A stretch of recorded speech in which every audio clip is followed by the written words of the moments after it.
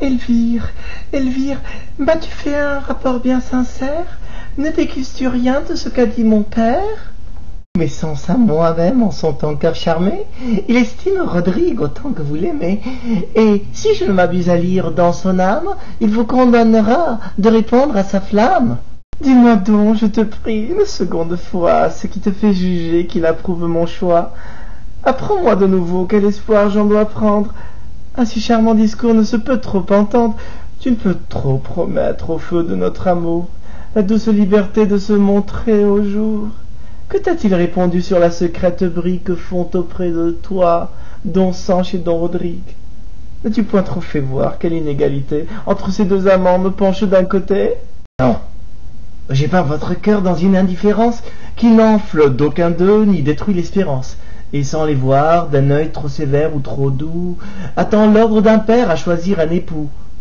Ce respect la ravit, sa bouche et son visage m'en ont donné sur leur indigne témoignage, et puisqu'il vous en faut encore faire un récit, voici d'eux et de vous ce qu'en hâte il m'a dit. Elle est dans le devoir. Tous deux sont dignes d'elle. Tous deux formés d'un sang noble, vaillant, fidèle, jeunes, mais qui font lire aisément dans leurs yeux l'éclatante vertu de leurs braves aïeux. Don Rodrigue, surtout, n'a trait en son visage qui d'un homme de cœur ne soit la haute image, et sort d'une maison si féconde en guerriers qu'ils y prennent naissance au milieu des lauriers.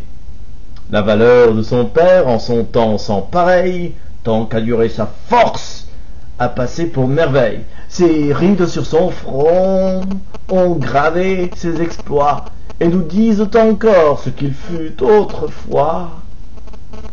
Je me promets du fils ce que j'ai vu du père, et ma fille, en un mot, peut l'aimer et me plaire. Il allait au conseil, dont l'heure qui pressait, à trancher ce discours qu'à peine il commençait. Mais à ce peu de mots, je crois que sa pensée, entre vos deux amants, mais pas fort balancée. Le roi doit à son fils élire un gouverneur, et c'est lui que regarde un tel degré d'honneur. Ce choix n'est pas douteux, et sa rare vaillance ne peut souffrir qu'on craigne aucune concurrence. Comme ses hauts exploits le rendent sans égal, dans un espoir si juste, il sera sans rival. Et puisque Don Rodrigue a résolu son père, au sortir du conseil, à proposer l'affaire, je vous laisse à juger s'il prendra bien son temps, et si tous vos désirs seront bientôt contents.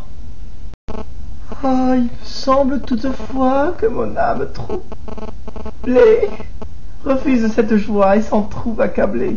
Un moment donne au sort des visages divers, et dans ce grand bonheur, je crains un grand revers.